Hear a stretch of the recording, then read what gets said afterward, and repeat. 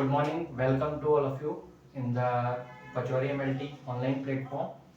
आज का हमारा टॉपिक है abnormal morphology of blood cells. Basically ये आपके कंपटीशन एग्जाम के हिसाब से, DMLT और BSc MLT के एग्जाम के हिसाब से और हर तरीके से ये जो है एक इम्पॉर्टेंट टॉपिक है।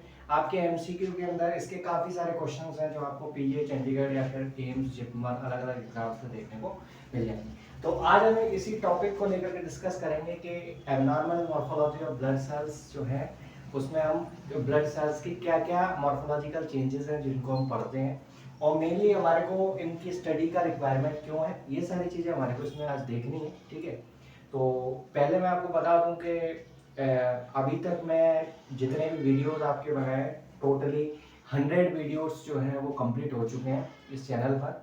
आप डिफरेंट प्लेलिस्ट में देख सकते हैं, अलग अलग सब्जेक्ट से रिलेटेड आपको अलग अलग टॉपिक्स आपको एग्जाम के रिलेटेड मिल जाएंगे। ठीक है, तो इनके अंदर आप जितने भी टॉपिक्स हैं उनकी स्टडी कर सकते हैं और अच्छे से अच्छा प्रिपेयर कर सकते हैं। आप अपने एग्जाम्स के अंदर जो बुक्स हैं उनको अच्छे से पढ़ के इन टॉपिक्स को वीडियोस के जरिए कोरिलेट इजीली कर पाएंगे। ठीक है, तो आज हम डिस्कस करते हैं टॉपिक्स को लेकर के और प्रीवियस एग्जाम में जो क्वेश्चंस हैं उनका मैं फॉर्मेट बता दूंगा कि ये जो है किस तरीके से एग्जाम में क्वेश्चन आपसे MCQ में अगर पूछा जाएगा तो कैसे पूछेगा। ठीक है, देखिए सबसे पहले अपन बात कर लेते हैं कि जैसे ब्लड सेल्स आपको पता है कि RBC, WBC और प्लेटलेट्स होती है। ठीक है, तो हमारे को सबसे पहले नॉर्मल मॉर्फोलॉजी हमारे को पता होनी चाहिए उसकी कैसी होती है और साथ ही साथ इसकी एब्नॉर्मलिटी को पढ़ने की नीड क्या है। ठीक है, ये भी मैं बता। तो देखिए जनरल अपन देखें तो अगर RBC के बारे में बात करूं तो RBC जो होती है वो आपकी नॉर्मली बाइकॉन्केव शेप की होती है। ठीक है, और इसका साइज जो है मैं बात करूं डायमीटर 7.2 से 7.5 माइक्रोमीटर होता है। ठीक है, और नॉर्मली अगर हम देखें तो RBC जो है वो कुछ इस तरीके की आपको दिखाई देगी। ठीक है, बाइकॉन्केव शेप में होगी तो आप इसको ऐसे भी डिनोट कर सकते हैं, इस तरीके से दिखा सकते हैं। ठीक है, यूं करके। और अगर ऊपर से देखने पर अगर ब्लड स्मीयर के अंदर हम देखें तो RBC जो है यहाँ पर आपको चारों तरफ आपको हीमोग्लोबिन देखने को मिलेगा। ठीक है,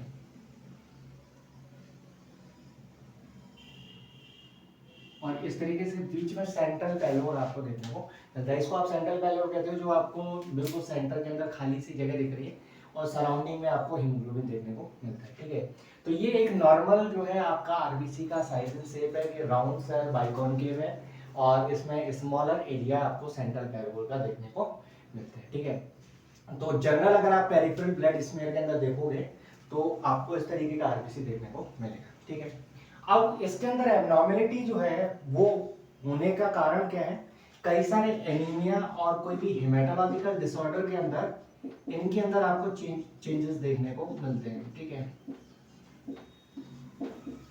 हेमेटोलॉजिकल डिसऑर्डर, और इन एनीमियाज को डायग्नोस करने के लिए और अदर जो हेमेटोलॉजिकल डिसऑर्डर्स हैं उनको डायग्नोस करने के लिए मेनली अपन इसका इस्तेमाल करते हैं। ठीक है, अपन इन ब्लड सेल्स की स्टडी करते हैं और इनकी एब्नॉर्मलिटीज को चेक करके हम पर्टिकुलर एनीमिया और अदर डिसऑर्डर्स को अपन आइडेंटिफाई कर पाते हैं। ठीक है, तो ये तो जनरल चीज हो गई कि आपको RBC इस तरीके की दिखती है। इसके अलावा अगर RBC का जो साइज है वो अगर डिक्रीज हो गया है तो वर्ड यूज किया जाता है माइक्रोसाइट, और अगर आपका जो है साइज बढ़ गया है तो आप कहेंगे कि आपका जो है मैक्रोसाइट। ठीक है, किसी भी सेल के लिए यूज कर सकते हैं, ऐसा कोई जरूरी नहीं कि आप RBC के लिए बात करें, बट अपन यहाँ RBC के लिए पढ़ रहे हैं तो इसलिए RBC के लिए कह रहे हैं। ठीक है, तो नॉर्मली माइक्रो का मतलब होता है छोटा और साइज का मतलब सेल, यानी कि सेल अगर साइज में छोटी हो गई है, डिक्रीज हो गया साइज, तो वो कहलाएगी माइक्रोसाइट, और अगर इंक्रीज हो गया साइज तो उसको कहेंगे मैक्रोसाइट। ठीक है, तो नॉर्मली जो ये सेल है अगर इसका सेल का साइज जो है मैं कहूँ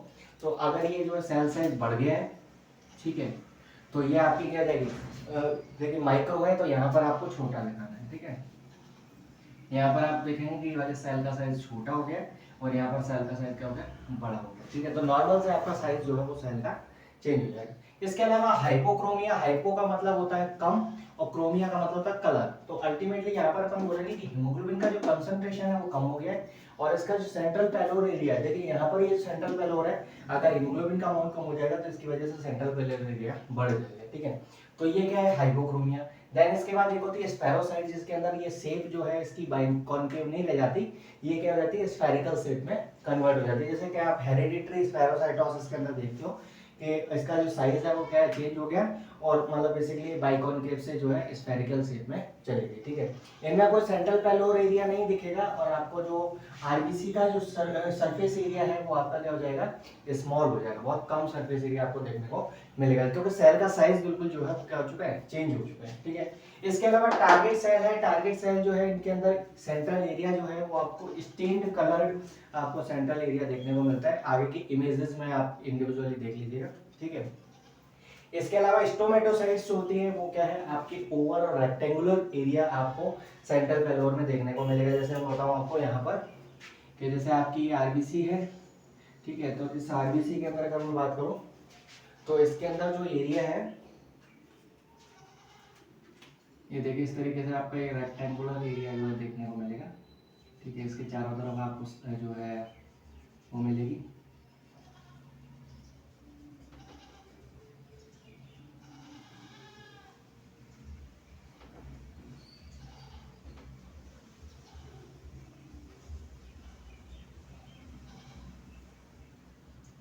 ठीक है, तो इस तरीके से आपको या तो रेक्टेंगुलर या फिर ओवल शेप जो है आपको सेंट्रल पेलोर देखने को मिल सकता है, ठीक है। इसके ब्लड सेल के स्मीयर में आप देख पाएंगे। इसके अलावा एनाइसोसाइटोसिस और पॉइक्लोसाइटोसिस जो है वो इनसे रिलेटेड ही एक्चुअल में टर्म है। एनाइसोसाइटोसिस का मतलब अगर साइज में चेंज हो रहा है, जैसा कि आपने बोला माइक्रोसाइट या मैक्रोसाइट सेल साइज बढ़ रहा है या घट रहा है, तो वो तो कंडीशन कहलाती है एनाइसोसाइटोसिस। और अगर शेप में चेंज हो रहा है, जैसे मैंने कहा कि यहाँ पर सेल्स कैसी हो गई स्फेरिकल हो गई है, या हेरिडिटरी लेप्टोसाइटोसिस के अंदर सेल कैसी हो जाती है एलिप्टिकल शेप में हो जाती है, या फिर सिकल सेल एनीमिया के अंदर आरबीसी का जो शेप है वो कैसा होता है सिकल शेप हो जाता है। तो these are the type of the poikilocytosis जिसके अंदर आपके आरबीसी का शेप जो है वो क्या हो गया है चेंज हो गया है। तो ये कुछ है एब्नॉर्मल मॉर्फोलॉजी। और आपके क्वेश्चंस एमसीक्यू में कैसे पूछे जाएंगे, या तो आपको जो है इनमें से पर्टिकुलर सेल के बारे में डिस्क्रिप्शन दिया जाएगा और आपको आइडेंटिफाई करना होगा कि सेल जो है वो कौन सी है, ठीक है। मतलब आपके जो एब्नॉर्मल चेंजेस जो देखने को मिल रहे हैं वो किससे रिलेटेड है, ठीक है। तो आपको जो है टारगेट सेल से रिलेटेड ध्यान रखना है कि इसका सेंट्रल स्टेट एरिया होता है मेनली। ये वाला क्वेश्चन जो है वो ज्यादा पूछा गया एग्जाम में टारगेट सेल का, ठीक है।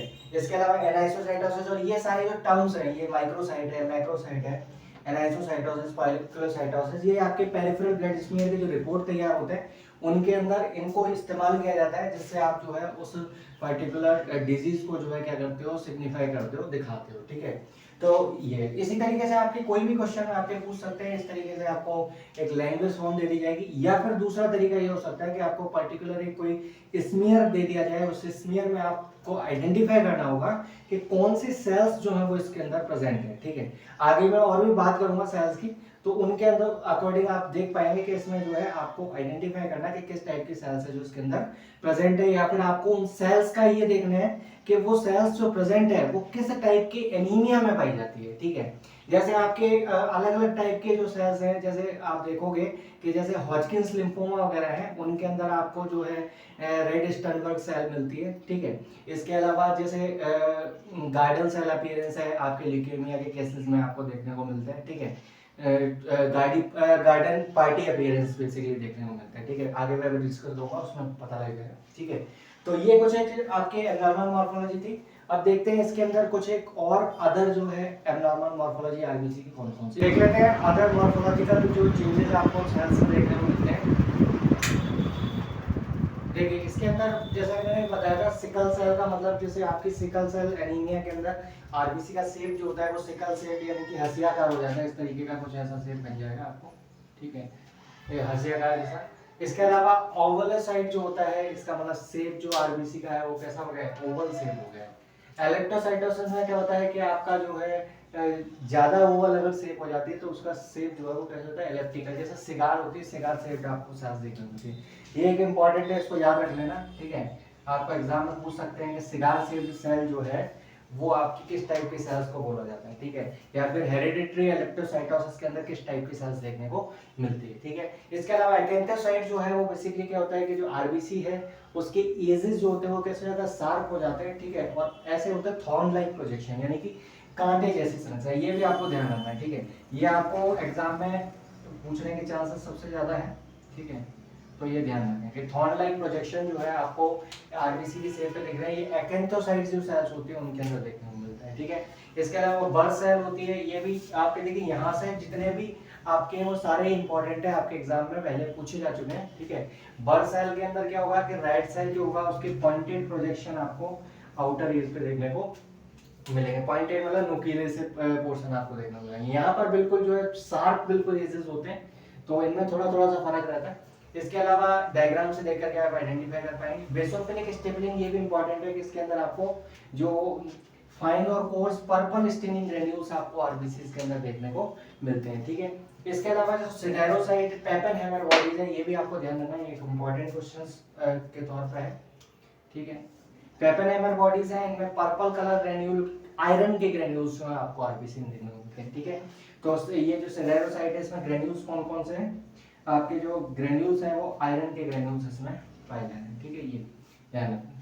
देन इसके बाद हॉवेल जॉली बॉडीज जो है वो basically round purple staining nuclear fragments जो है वो आपको आरबीसी के अंदर देखने को मिलते हैं। न्यूक्लियस जो है न्यूक्लियर फ्रेगमेंट आपको जो है पर्पल कलर के स्टेन ग्रेन्यूल्स आपको देखने को मिल रहे हैं। ठीक है, ये नॉर्मलिटी है, नॉर्मली तो आरबीसी में न्यूक्लियस प्रेजेंट नहीं होता, बट ये जो न्यूक्लियर फ्रेगमेंट देखने को मिल रहे हैं तो वो चीज आपको देखने को। ठीक है, इनके अंदर रेस्पेक्टेड डिफरेंट डिजीजेस के अंदर हम इसको देखेंगे कि कौन कौन सी जो सेल्स हैं वो आपको कहाँ देखने को मिल रही है। ठीक है, इसके अलावा कैबोट सेल है। Cabot cell basically purple staining thread like filament जो कि आपके रिंग शेप में आरबीसी के अंदर पाए जाते हैं। ठीक है, इसको आप कैबोट रिंग बोलते हैं, डायग्राम में देखेंगे। ठीक है, तो ये क्या है, आपके थ्रेड लाइक फिलामेंट आपको देखने को मिलते हैं। ठीक है, सिस्टोसाइट आरबीसी के जो फ्रेगमेंट्स होते हैं छोटे छोटे टुकड़ों में, जैसे हिमोलाइज हो जाती है आरबीसी, तो उसके जो छोटे छोटे फ्रेगमेंट्स हैं उनको सिस्टोसाइट के नाम से आते हैं। क्रिसेंट बॉडी का क्या मतलब है कि आपके जो है रप्चर्ड आरबीसी आपको देखने को मिलेगी क्वार्टर मून यानी कि चंद्रमा के शेप में आपको देखने को मिलेगा। ठीक है, यानी कि आपका 1/4 शेप आपका मून का रह जाए वो आपका क्वार्टर मून बोला जाएगा। ठीक है, तो वो क्रिसेंट बॉडीज आपकी है। ठीक है, इसके अलावा क्रिसेंट सेल जो होती है वो आपके RBC with irregular outer as, यानी कि इसके जो बाहरी जो आरबीसी का जो शेप है उसके अंदर बाहर के जो एरियाज हैं वो कैसे हो जाएंगे, रेगुलर हो जाएंगे। और मेनली जब स्मीयर आपका जो है वो ड्राई हो जाता है, ठीक है, और प्रॉपरली फिक्स नहीं हो पाया, तो ऐसी कंडीशन में आपको जो ड्राई पीवीएफ स्मीयर जो है उनमें आपको इस तरीके की आरबीसी देखने को मिलती है। ठीक है, इसके अलावा एक आपके और आती है जिसको बोलते हैं एनआरबीसी। ठीक है, यानी कि न्यूक्लिएटेड आरबीसी, जैसे कि अपन बोलते हैं कि प्रॉपरली मैच्योर नहीं हो पाई, प्रीवियसली आरबीसी के अंदर आपको न्यूक्लियस देखने को मिलता है। ठीक है, तो ये आपके जनरल क्या है, अब आपके जितने भी अबनॉर्मल मॉर्फोलॉजी हैं वो आपको ध्यान रखनी है। यहाँ पर यहाँ से जो है मैं कहूँगा कि ये वाली जो सेल्स हैं वो आपको अच्छे से याद होनी चाहिए, ये भी आपको पता होना चाहिए। ठीक है, ये 4-5 सेल्स हैं, इनके क्वेश्चंस रिपीटेडली पूछे जाते हैं, तो इनको आप अच्छे से तैयार कर लें। ये आपके लैंग्वेज आपको दे देगा और आपको आइडेंटिफाई करना होगा कि बर्थ सेल जो है वो किस टाइप की है या बेसोफिलिक स्टेपलिंग है वो किस टाइप की आपको देखना होगा। ठीक है, अब पढ़ते हैं इसके डब्ल्यूबीसी के अंदर होने वाले चेंजेस के बारे में, कौन कौन से चेंजेस आपको डब्ल्यूबीसी में देखने को मिलते हैं।